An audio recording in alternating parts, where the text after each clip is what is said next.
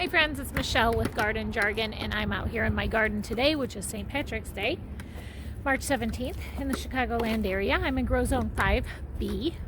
Today our weather was about 70 degrees, and I was out here earlier planting peas and some more peas under those black crates behind me, and now I just had a brilliant idea, so I wanted to share it with you, if you don't mind. I don't know if you guys have access to these crates. You can find them at grocery stores. A lot of grocery stores get their produce in those. Then they put it on display, and then they toss these black crates. And I wanted to ask you to save them because they're very, very useful in a garden. So let me show you the idea that I have. Okay, hold please. Okay, so I'm sure you've heard of square foot gardening before, and that's where you section off your entire garden into square feet spaces, and then you plant whatever you want in those square feet of space. So I'm going to do that right now, square foot spacing and square foot gardening, but I'm going to be using like 2 square feet because these crates are about bigger than a foot. As you can see, I never measured them before. But in this garden bed behind me, what did I put in here last year? What was in here?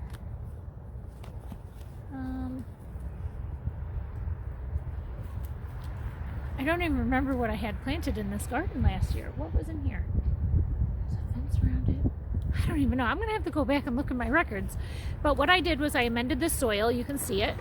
It's got the perlite in there. I got this compost mix from a greenhouse that's local here to Maple Park, and so it's got a lot of organic matter in it. I threw it down on top of here, made a nice layer. Also, I re-ran my soaker hose through here. Swirled it around and made donuts everywhere inside here with the soaker hose. Put the new amended soil on the top, and now when I press down these baskets, it gives me a footprint of space I can grow in. So I brought out all my seeds. So I have my radishes, spinach, lettuces, kale,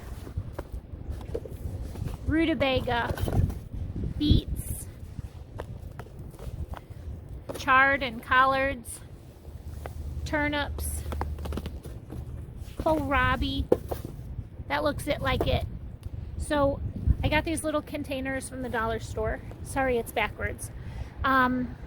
And I put all of my kohlrabi seeds in here. But kohlrabi can go in the ground right now, along with all the other things that I just mentioned. So I'm going to go ahead and plant some of this space today because it's still March 17th. Our last frost day here in the Chicagoland area is right around Mother's Day. So we're at about like the 9.5, 10-week mark before the end of the frost season. So these kind of things can survive a light frost.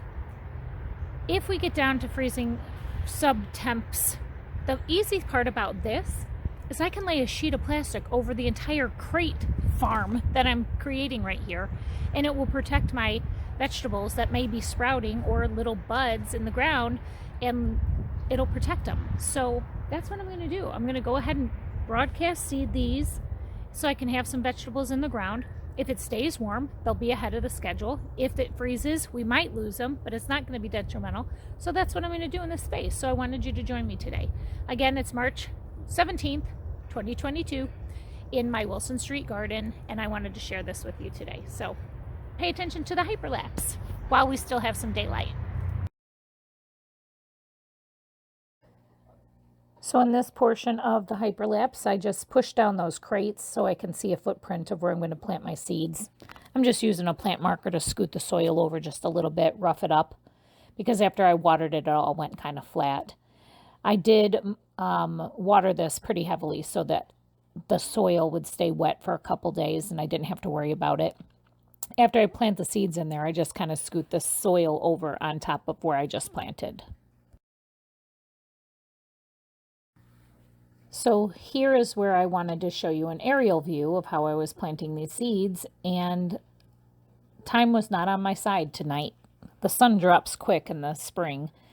But yeah, I wanted you to see how I use that little white tool with a plug on it, and it didn't work out too good.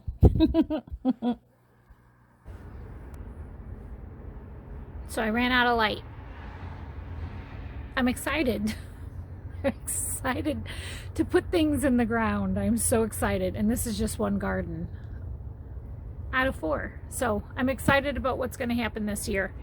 So I got some stuff in the ground.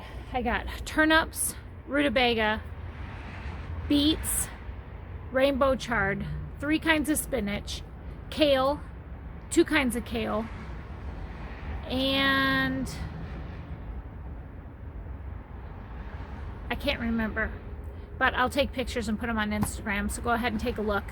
But what a brilliant thing to put, because I have squirrels, and they dig and put their nuts in the ground, and anywhere they can find loose soil, they're gonna dig it up, and that's what they do in my garden. They're not trying to destroy my garden. They're not trying to destroy your garden. They're just doing what nature intends them to do. So if I can keep them from doing that, I'm gonna do that. So I do have a perimeter fence around the bottom of my garden. Keep the rabbits out, but they somehow always get in there. So I gotta foolproof that like ASAP. So that way I can keep the rabbits out before they have their babies in there, because last year they had their babies in my garden. I had little baby bunnies running all over the place. They couldn't get out. The mom and dad could get out, but the babies couldn't get out. It was a nightmare. So what I'm gonna do is, with those baskets over the square foot gardening, I just seeded it and put the basket over the top, and I'm going to leave the basket on there so squirrels don't disrupt the soil. And if we do have sprouts, the sun still gets through those crates so that the sun gets in there. These are cold, hardy types of vegetables, so even if there is a little bit of shade with a little bit of sun, they're still going to thrive. They're still going to do just fine. And if it's going to be ice Arctic freezing, then I'm going to just go ahead and put a sheet of plastic over the top of all of the crates and put bricks around it and keep them from dying on me. So I'm excited to see what happens. Who knows? I mean, follow along, guys. Hit the subscribe button so you can watch updates. I'm going to do as many how-to videos this year as I possibly can to help educate and inspire and maybe spark an idea in your brain. But I'm really excited to get stuff in the ground. It's only March 17th. Happy St. Patrick's Day. So I'm just really excited to get something in the ground, and I'm glad that I did that today. It felt good. I'm going to go inside and finish up the rest of my tomatoes, because I have tons of tomatoes in the basement that I got to finish planting. We're doing, I think, over 32 varieties of tomatoes this year. Holy cow, that's a lot of tomatoes. But I'm excited. I don't even really eat tomatoes, but I want to try them. I want to share them with people. So I hope you subscribe to my channel if you have not yet already. And if you are a subscriber and you come back to my channel, thank you for your support. It's not doing a whole lot right now, but it will in the long run. So thank you for sticking around with me from the beginning. I thank you guys for hanging out today. Take care. Happy St. Patrick's Day, and God bless.